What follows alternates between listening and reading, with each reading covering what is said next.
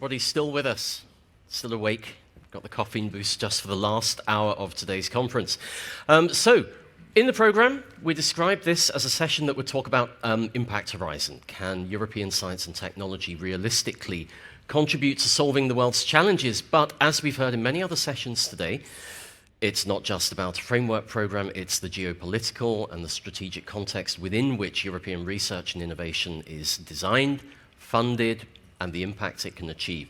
So, in our closing session, we're going to try and combine these two. We'll talk a little about the future of Horizon, as we were yesterday in our network workshops, but we're going to start by putting it in the broader context of European strategy, Europe's place in the world, the links to industry policy, and more.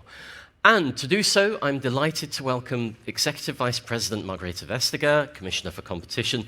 Commissioner, please do join me on the stage. We're going to have a 16-minute Q&A, and then I'll invite our panelists to come and join us for a broader discussion before the Commissioner needs to leave at 5 o'clock sharp, and then we'll continue the panel debate after that. But Commissioner, thank you again for joining us. Busy days, I imagine. It's my pleasure, and I think everyone here has a very, very intense day as well looking at your program. I'm aware that we're between you and getting some air. Yes, well, and a glass of wine, but that isn't the most important thing about today. So our conversations over the last 24 hours have been a lot focused on this broader geopolitical context of Europe in the world. Horizon Europe, obviously dedicated to international cooperation, open to the world, all of the rhetoric around the importance of Europe's leadership in these areas. But the geopolitics are complicated these days. So when we look at the balance Europe's trying to strike between innovation, competitiveness, and sustainability, the red thread of today's conference, do you think Europe's getting it right? How do you think we are positioned today in the global interests versus the European interests? And how is that going to play out going forward? Well, then better unbutton. Well, I think first and foremost, it's a trap to see things as either or, that we have conflicting interests. And I think in particular, in an audience like this, it's important to be able to sort of to live and breathe in paradoxes, to see if one can make things meet instead. Because one of the paradoxes, of course, is that we need both to strengthen Europe and to strengthen our global outreach. We have coined it as a term, we called it open strategic sovereignty, because Europe needs to be able to do more. But the paradox is that we cannot do more without being open to the outer world. I think everyone has seen it in research cooperation, that it's really beneficial that you can do things also cross-border outside of Europe. But I think being more assertive, you also see that in how we manage some of the programs. We're asking for reciprocity, so that you can participate if we can participate. And we're also, in very few instances where it's of utmost strategic importance, being a bit sort of, well, more caring about who can actually participate in these calls. And I think that is really timely to say, as a matter of principle, we're still open, but we're asking for reciprocity, and in specific areas, actually, you cannot participate because we don't have the necessary assurances that this will work for both of us. And I think that approach is one of the approaches that will help us also looking forward. Okay.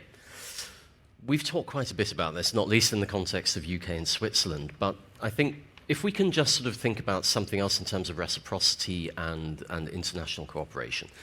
In the last couple of years, under the Biden administration, the Trade and Technology Council has been established. It was sort of heralded as the post-Trump vehicle for strengthening the transatlantic relationship and a platform for Europe and the US to cooperate in new technologies, particularly those green, clean, and digital futures that we share in terms of goals. But then the Inflation Reduction Act is introduced, and there is a reaction. Some would say a rather panicked one. Others say more measured. But there seems to be a tension between a shared vision and its implementation. Europe has its green dreams and its green plans. America has just announced its ones. but now there are tensions between the two. So how do we manage that idea of reciprocity and commonality, same goal, different methods, and perceived tensions or risks in pursuing those different pathways? Well, first and foremost, it is really good news that the Americans are joining the fight against climate change. And they're not the only ones. We see the Indians coming, we see Japan launching programs. This is good news, full stop. Because there will be no fighting climate change without many more partners coming on board on this planet.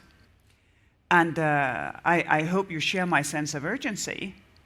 Last summer was the warmest in Siberia for 7,000 years. I think also last year was the year where we had the highest carbon dioxide emissions ever.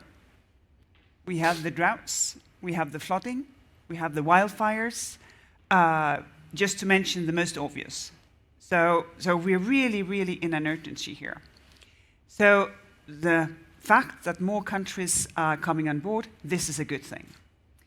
Where we need to take note is, of course, that we are sort of in the early start of an acceleration of both deploying renewables, developing technology, being much more sort of in the mass production of green solutions. And we cannot allow that acceleration is being paused because some investment is being lured to the US because of attractive subsidies in combination with low and predictable energy prices in a period of time where we have high, volatile and unpredictable energy prices.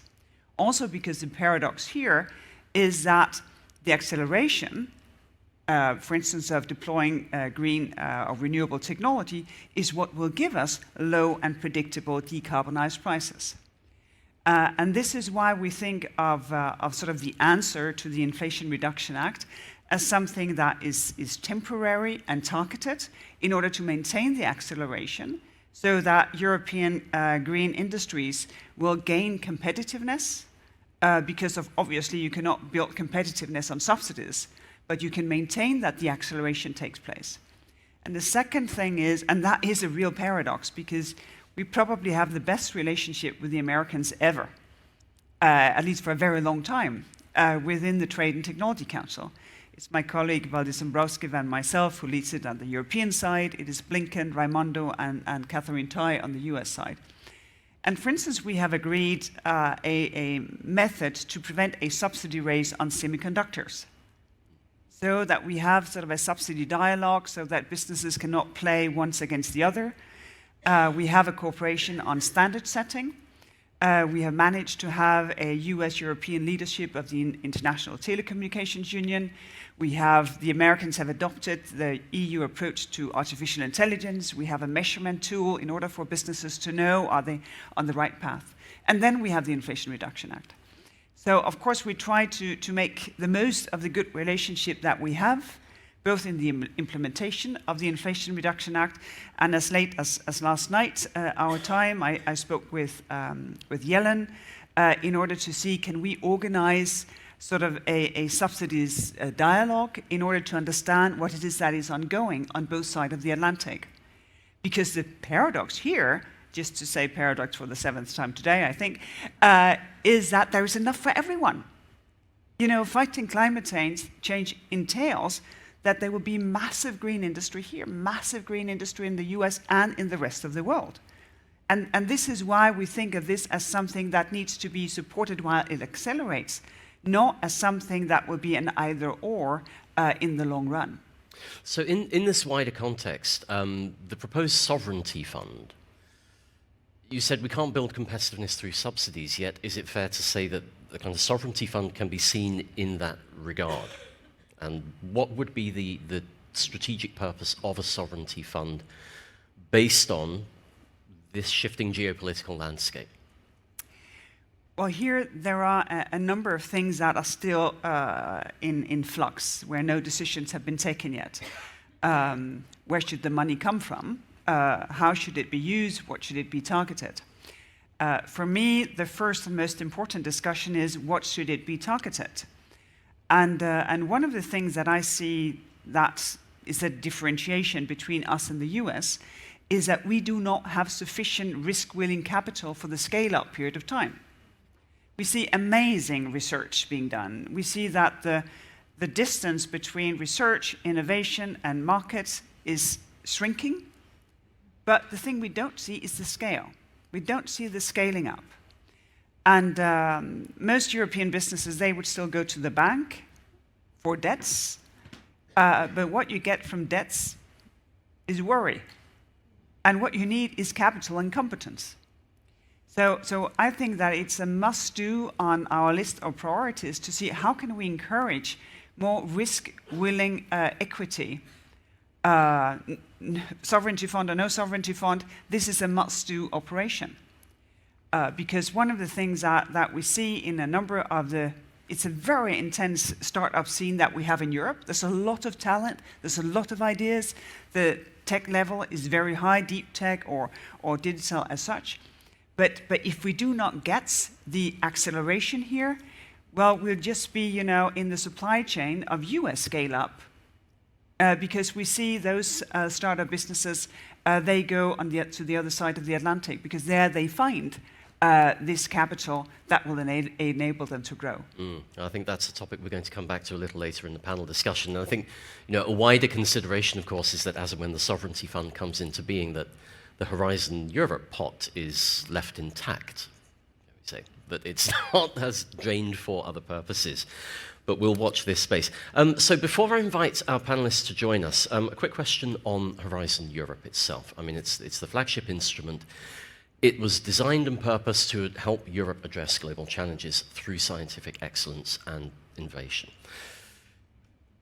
Given everything that's been happening in the last 2 to 3 years, is it still fit for purpose in its current form? Are there ways that we could think about innovations in Horizon to make it more dynamic, more agile, more flexible to some of the unforeseen shocks and crises that we've been coping with since Horizon was launched? Do you have any thoughts on what the future could hold? Well, I think first and foremost, the European research environment has really delivered in these unprecedented times. It was Europe who delivered the first working vaccines. They were produced. We have exported every second vaccine, now even more, to the rest of the world. There has been a constant delivery from European research. And I think one can have a lot of ideas, and you can find ways in order to meet the geopolitics and the uncertainties that we live in.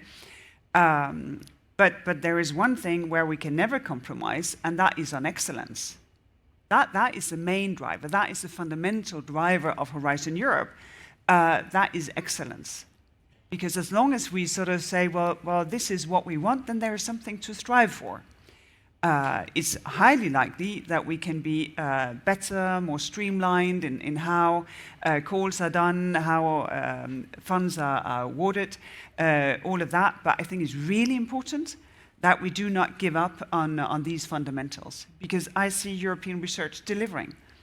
A second thing that I think is very important, I have the responsibility for the best possible use of digital solutions, technological solutions in Europe, is for research to incorporate digitization everywhere in order to be able to deliver also far-reaching solutions, because agriculture digitalizes, literature digitalizes, then you have tech in itself. We need to have that gigantic push for the integration of new technologies in everything we do and everything we think about.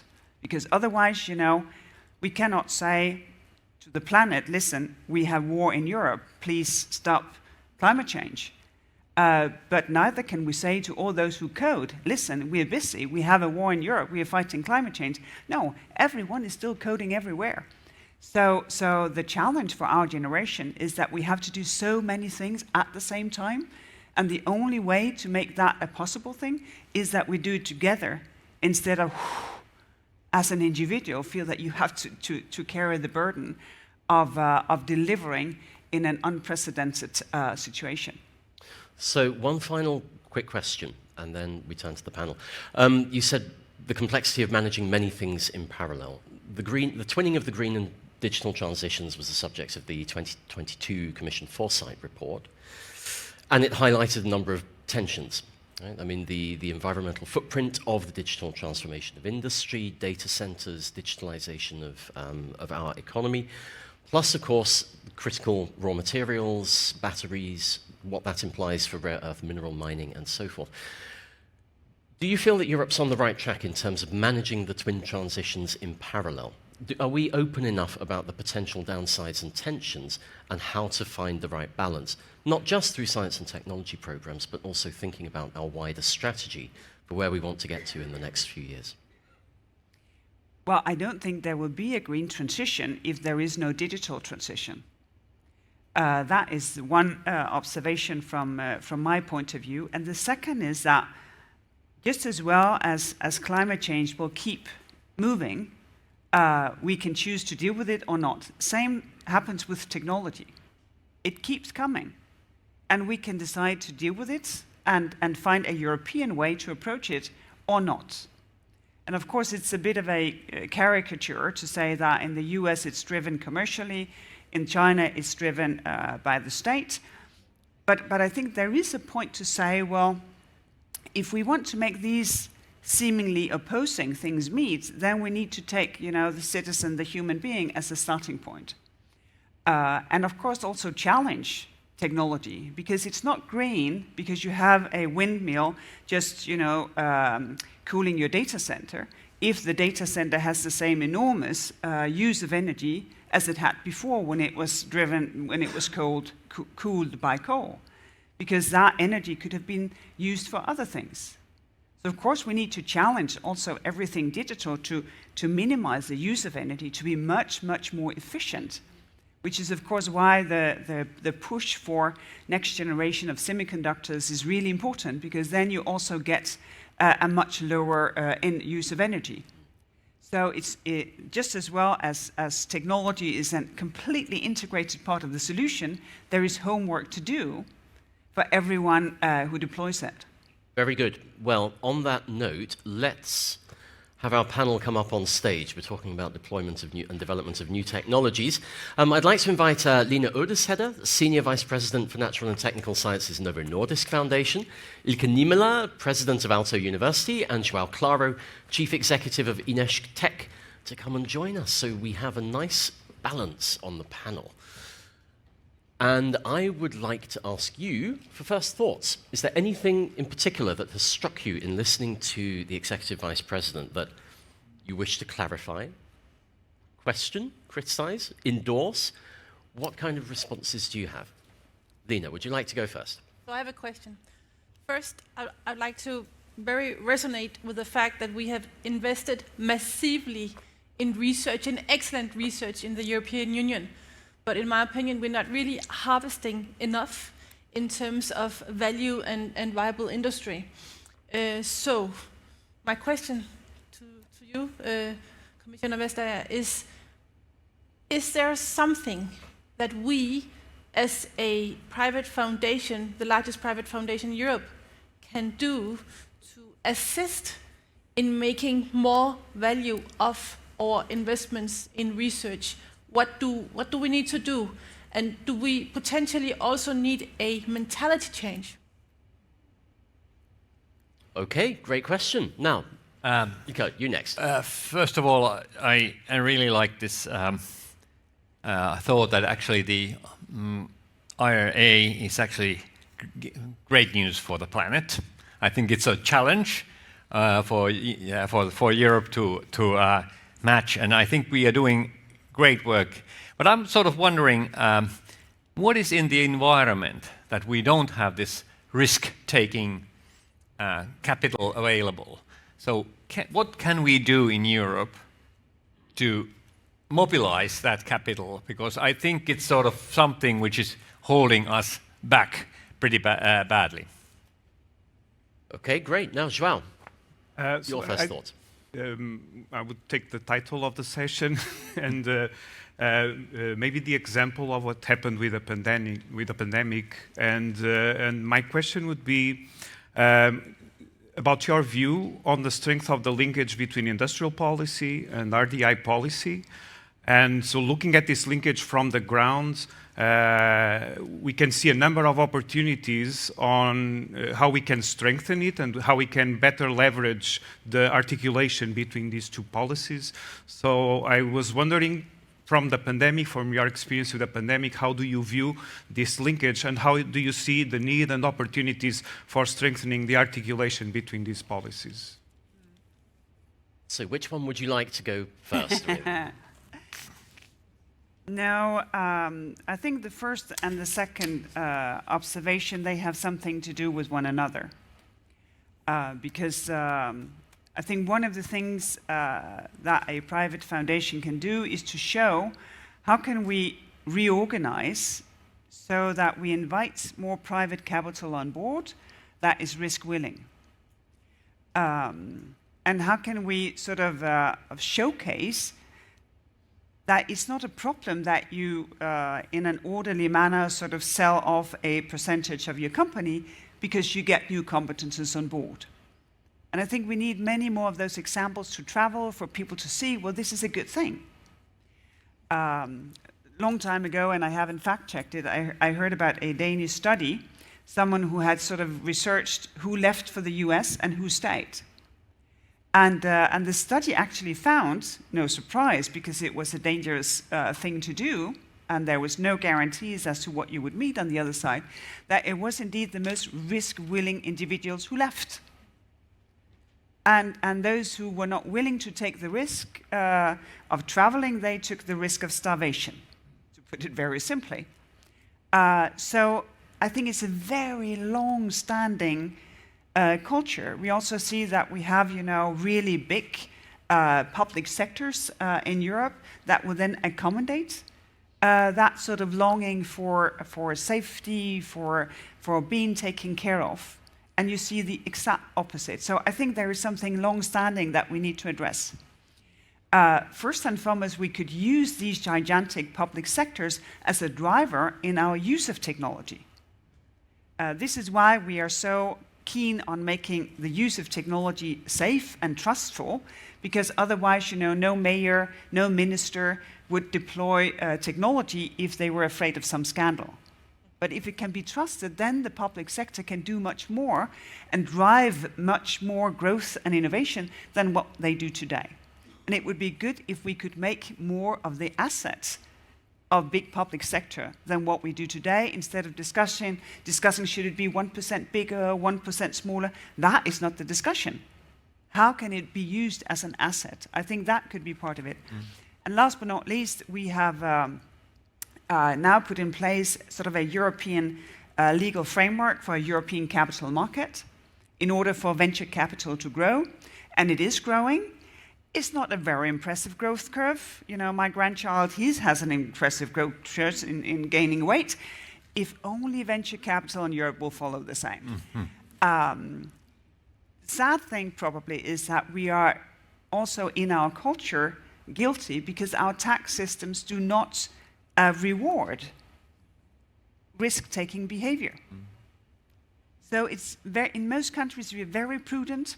If you gain a lot of money, investing it to gain even more money, we think, no. Maybe we could, do a bit more. Because I think for the greater good, that would be just excellent. So I think we could promote that. And last but not least, we have an industrial strategy in Europe.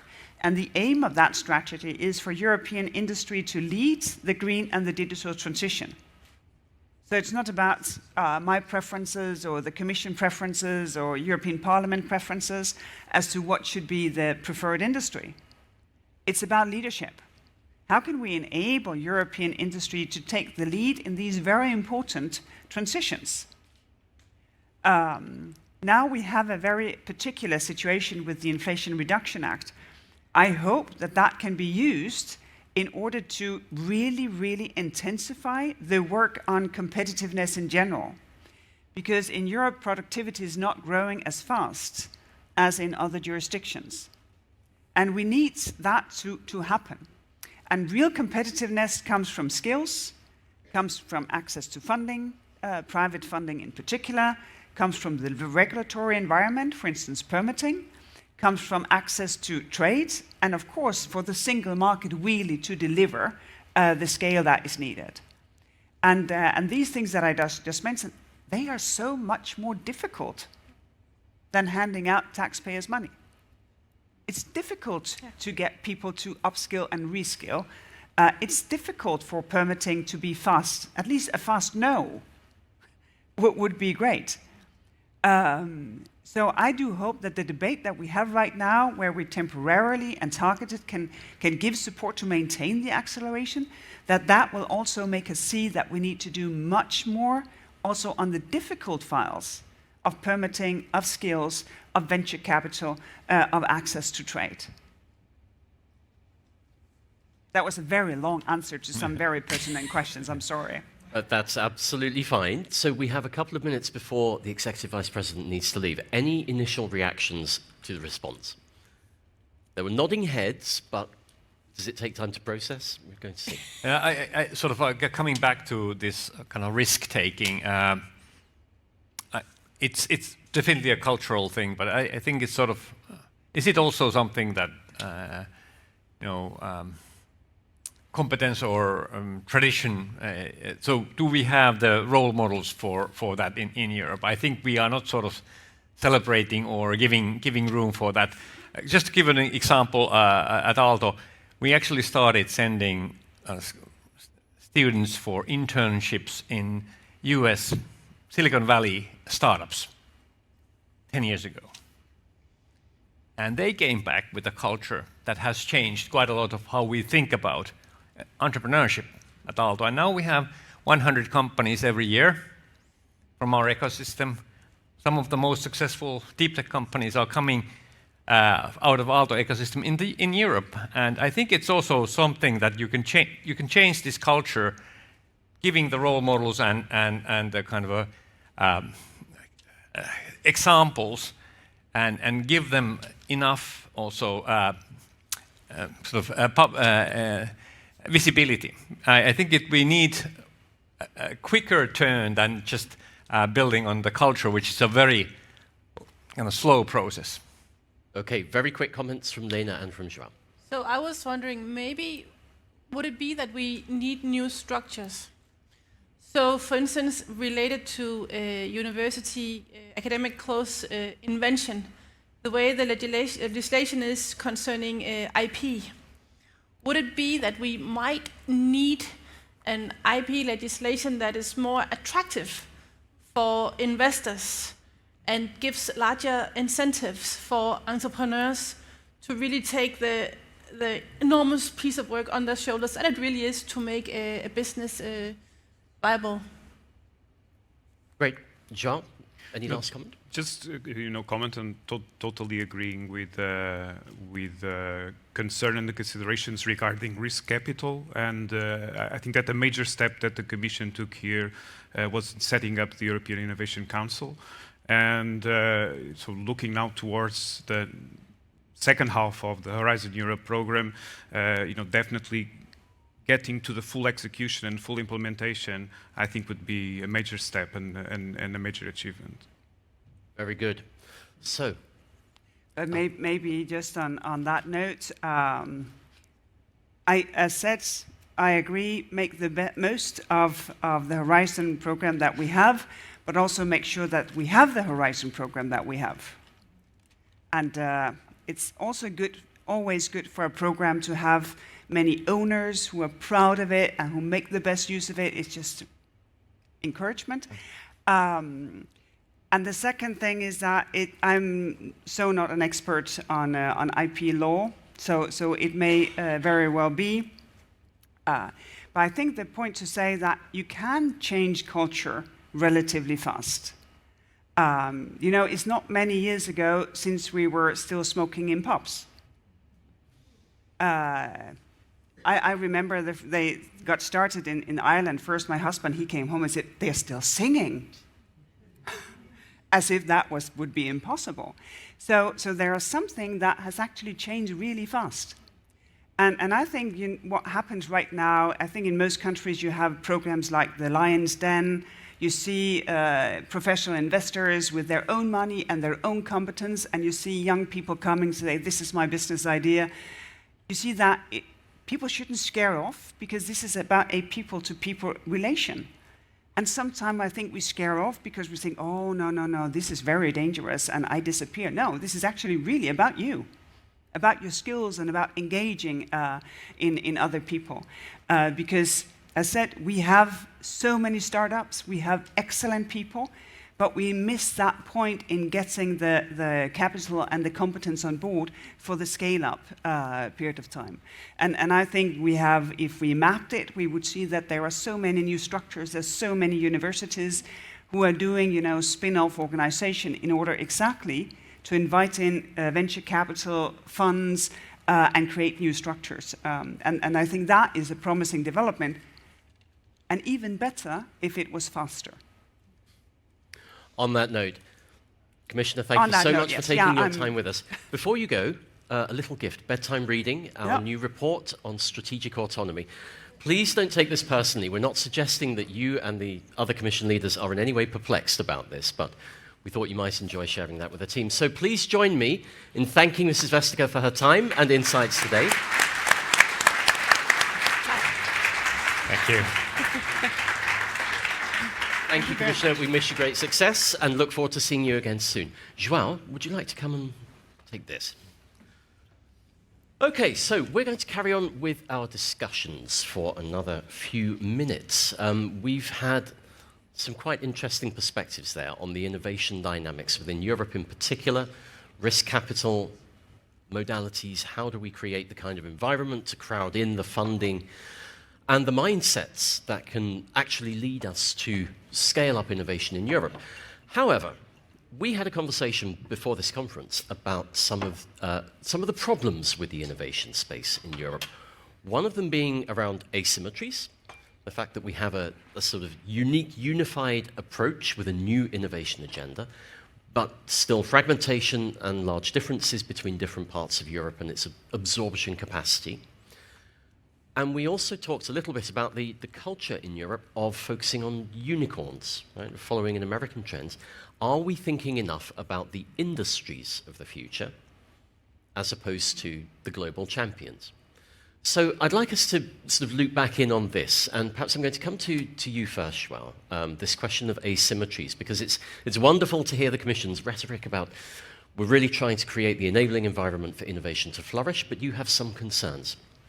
So the 2 points here to the overall question that you raise. So the first one is, the Executive Vice President of the Commission mentioned the challenge in scaling up and what happens after scaling up, and this points to the challenge that you were mentioning in not just thinking about the unicorns, but thinking of what we want to achieve beyond those, and that's developing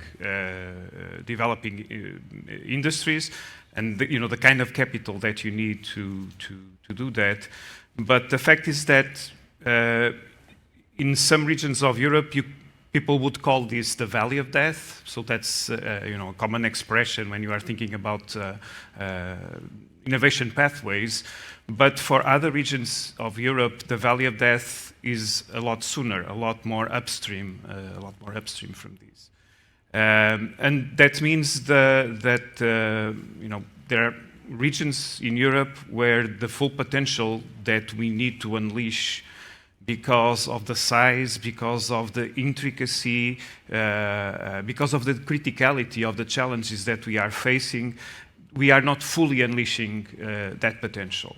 And as I mentioned earlier, I think that a major step that we have felt has been taken in this direction is the creation of the European Innovation Council with the different instruments, the Accelerator, Transitions, Pathfinder. And so, the full-scale implementation, the execution of this instrument, I think is very important also in this sense of overcoming a part of this issue related to fragmentation and to asymmetries. Now, moving towards industries, another important area of concern and also attention from the Commission and at the European level is ecosystems. So again, the scale of the challenges and what we want to achieve, the kind of response that is required is at the ecosystem level. And so we need to keep looking at the challenges in developing and expanding these ecosystems. And also here there's a number of things that that can be done. So one of them is there's a number of different stakeholders that you need to bring together to address these challenges, and these range from higher education institutions and training to R&D institutions to infrastructures to funding from different sources and at different stages. So opportunities for articulation of different instruments from the different areas that are supporting these different kinds of institutions, that should also be on the agenda. So we could have, or we should have, more flexible responses from the side of the funding agencies, paying attention to what specific problems require in terms of the configuration of these instruments. So we should, widen the window of financing options to be more flexible and more open to the combination of these different building blocks. Okay, great, thank you. Lene, I'm going to come to you next because obviously at the foundation you're trying to address some of these issues. I mean, you have obviously capital to invest, which always helps, but also in thinking through some of the dynamics and the modalities of these ecosystems, how to support innovation and advanced technology companies in Europe. I mean, what's some of your takes on what Europe can do to strengthen its ecosystem, to hold on to its talent as well, its knowledge, its talent, and its innovation? Right. So first of all, maybe actually I do not find asymmetry necessarily as a bad thing. So it could be, say, across Europe, asymmetry in which topics we focus on in the different regions, because each region has particular strengths. So I think actually it's important to say that we don't need to be equally good at everything across Europe. I think that would be a losing strategy. So we need, when I say we, I mean actually basically the investors, I mean the foundations, private and public, the universities, that it's good, it's fantastic, it's necessary to have bottom-up research. And say the ERC, of course, has many excellent instruments for this. But also, in addition to the bottom-up initiatives, I think we need to be strategic. We need to be more daring than we normally are in Europe. We need to really select areas where we believe that this area could be important for the future of Europe. And then we need to make huge investments in these areas. And this is actually what is done in the US, in China, in other places which are running, far ahead of us in many areas. So I think we really need to be more strategic in addition to the bottom-up initiatives, and also to really nurse the strengths that we have, and also to nurse the talent, of course. So we need to have incentives for the young entrepreneurs to really make an effort. And that could be that, yes, they may make a profit. It's actually okay that they become rich. If they work day and night, they have a brilliant idea. I mean, we shouldn't be jealous. We should really, tell them, yes, it's an opportunity. If you work hard, you can do it, and it's actually benefiting Europe. And so one area just to put forward that we may want to consider as an important area for the future is within quantum technologies. So that's an area where we are really right now at a huge acceleration site, as Commissioner Vestager was talking about, and which has an enormous potential to accelerate pharma and also sustainability, just to mention two examples. Okay. I really like that. However, I'm going to turn to Ilkka because this question about where we place our bets, right? The huge investment that is needed in strategic areas. Yeah. If we look at some of the more recent instruments, whether it's the CHIPS Act or so forth, is there a risk that we're pumping huge investments into areas where we are already behind, and there is a low probability that we gain market leadership at an international or a global level.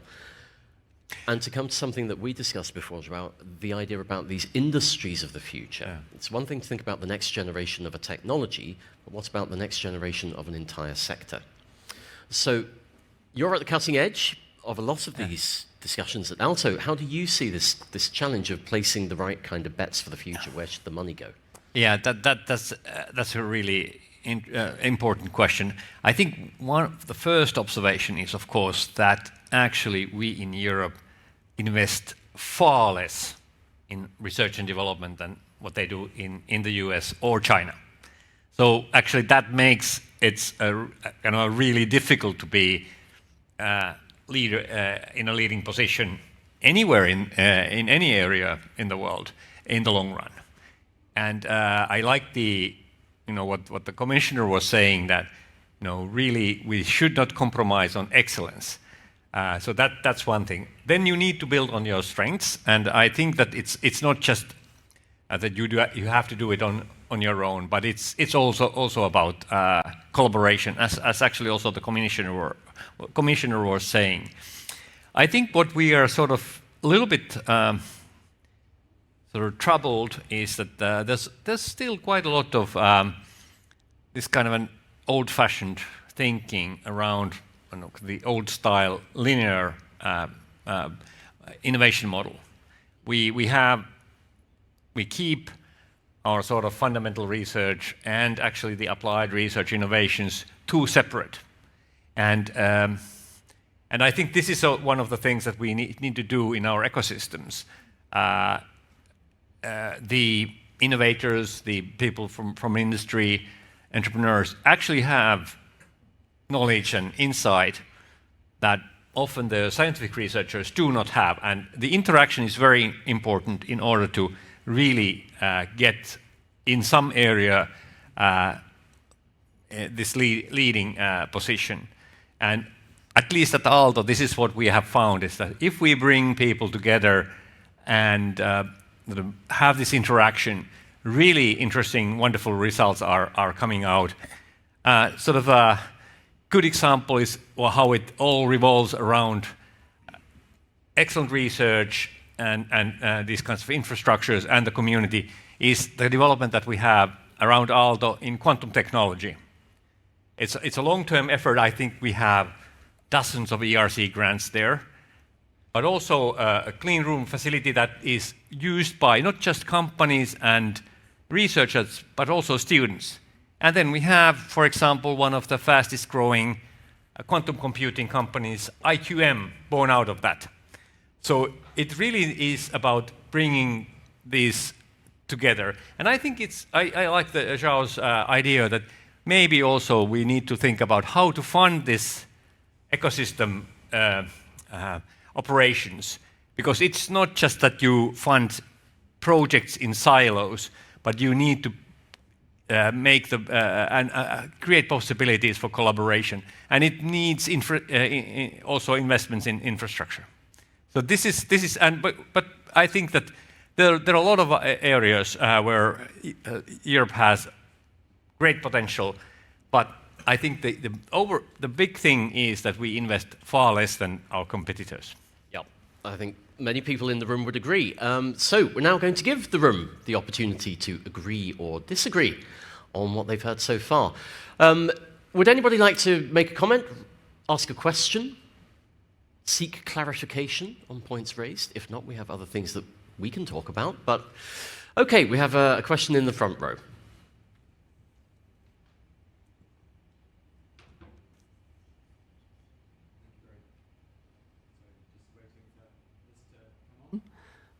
Which it is now, thank you. So, Vincent Clay from Novo Nordisk, a sort of distant cousin, you could say, of Lene.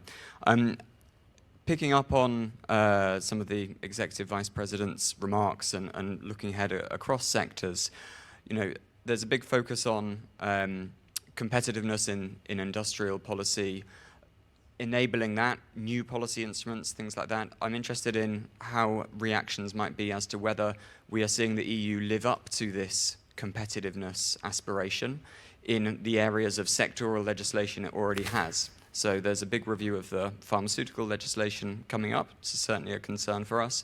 But I'd be interested in hearing from other sectors, also in the room. Is this an issue that they are concerned with as well? Thank you. Okay, thank you very much. Do we have any other comments or questions that we take now? If so, please raise your hand. No? Okay, so let's bring this question of competitiveness and sort of the regulatory or legislative environment. We've heard earlier today that obviously there's a great deal of complexity. We talked earlier about the fragmentation of markets and the difficulties of commercializing across all of Europe. So are European standards and the attempts to create level playing fields to create a more sustainable environment for research and innovation actually holding us back in some ways? Is it making us less competitive to be more concerned about quality and standards and similar? What do you think? Would you like to go first, João, or Lene? You go first. Then I do. Yeah. Okay, so far from being an expert on the topic, but regulation is clearly a major concern, and is clearly a major tool for competitiveness. And so a bit of empirical evidence. We are increasingly seeing entrepreneurs and early stage investors explicitly concerned with the policy environment. So we are increasingly seeing startups at a certain stage engaging with the policy environment, with the regulatory environment, hiring people that are skilled and expert at this interface. So this is clearly being felt by the entrepreneurs and by the innovators as a key area of interface, constraint, opportunity, and it is being explicitly addressed. So this is something that we see as we look at the profiles of the entrepreneurial teams and how they evolve. And then, the possibilities in terms of the impact of regulation in a number of the critical questions that were approached here today is huge. So in terms of thinking about autonomy, regulation can have a major impact, for instance, in creating standards that allow certain areas of technology to be more flexible, for instance. So that's something that in the chips area, with the scarcity that we have felt in the value chains, regulation could have a role there in establishing, more common, more broadly shared standards that would allow supply chains to be more responsive, more agile, more flexible in face of certain changes in the context. So, those are two more empirical and a more a posteriori reflection on what happened with the pandemic, but that clearly point to the importance of the regulatory environment for innovation. Fantastic. Lene? Yeah. So I would answer your question by yes. There are legislative roadblocks which are important to minimize or remove, and those roadblocks will be different depending on which sector we're talking about. Of course, it's quite different in pharma, which is one of the largest industries in Europe, bringing, most of the wealth we have in Europe has been brought by the pharma industry, and hopefully it will stay that way. And then if we look at the sustainability space, which is a more new and upcoming area where we need the regulatory sandboxes, which are also coming up now. And I think it's quite important also that we do it in an area-specific manner, because areas are different. And overall, of course, we want to strengthen European competitiveness. Of course we do.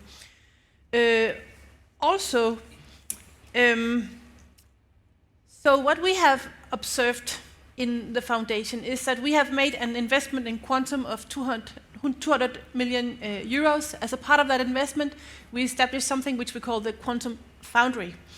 And so that is actually fully owned by the foundation, and it has a different legislative framework, much more flexible than if it had been at the university.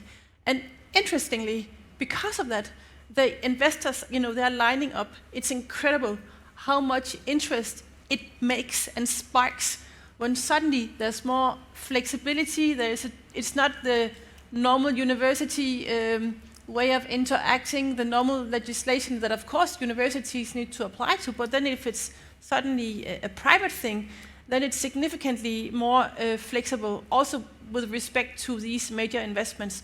So it's just something to put out there, that maybe we need to think how to do things differently and more attractive for investors. Yep, the sandbox approach in many ways. Yeah. Okay, Ilkka, quick comments on this. Yeah, so not really my area of expertise, but watching, absorbing things. I think that what is happening, quantum is a good example, but also in other areas of sustainable development, we are kind of in for quite disruptive changes. And it's actually quite understandable that this kind of regulation and sort of standards, and so they are sort of lacking behind. And I think what we need is kind of a more entrepreneurial mindset. Of the sandboxes are a good example, but I think we need to look at different areas. Permitting in many cases is actually, so we have already discussed that it's very slow and complicated, really holding us back.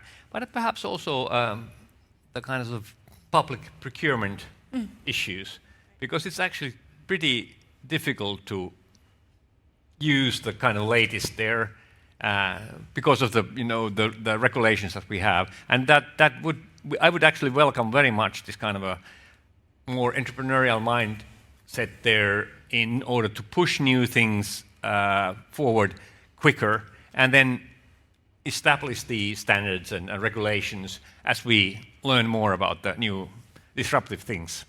Great, thank you. Okay, so I've got one final question for the panel, but I'm going to ask if there are any final comments or questions from the floor before we wrap up. Quick horizon scan, no pun intended. No? Okay. So, topic of the session, at least on paper, was can Horizon Europe really help to solve some of the world's most wicked problems or the global challenges? A final reflection from you, are we well positioned to do so?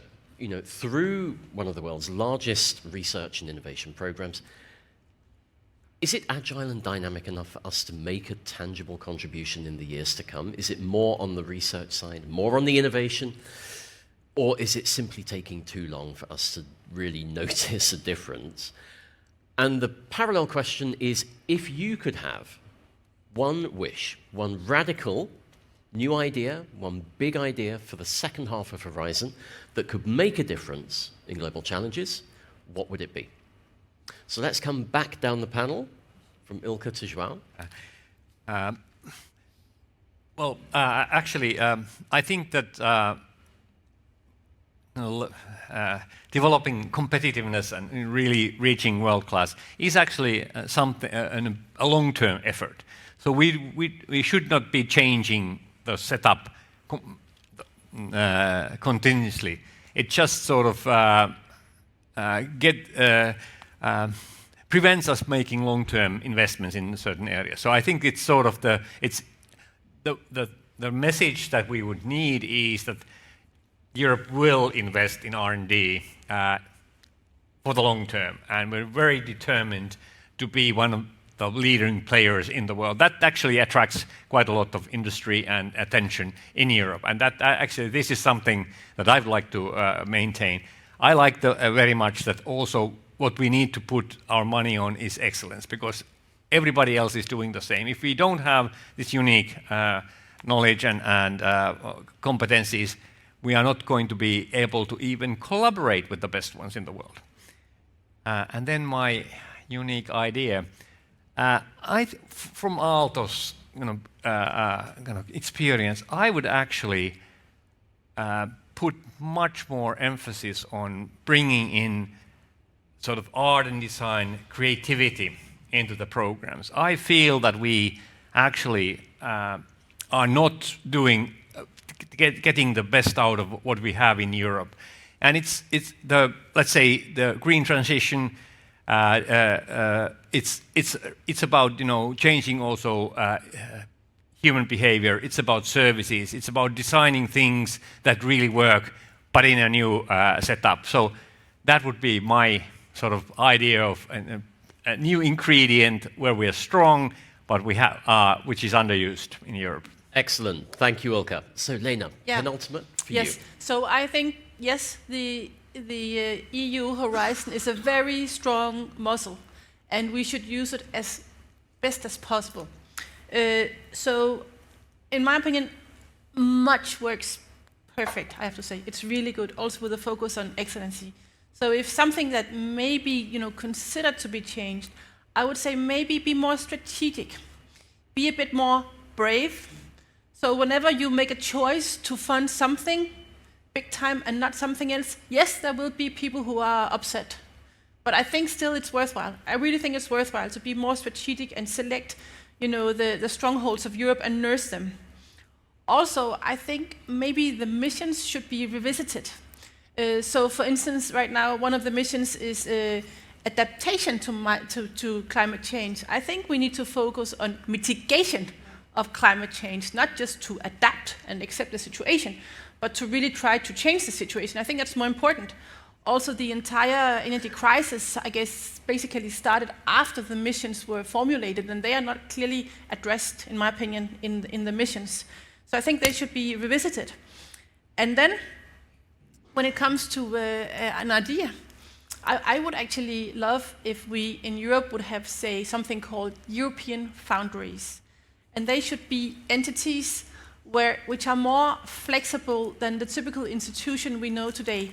It could be a testbed, as we also talked about in the other session, or some other infrastructure, or it could be, say, a fabrication site, or it could be for machine learning, something where there is really a core of expertise in a particular area and which is extremely competitive on a global scale, also for investments.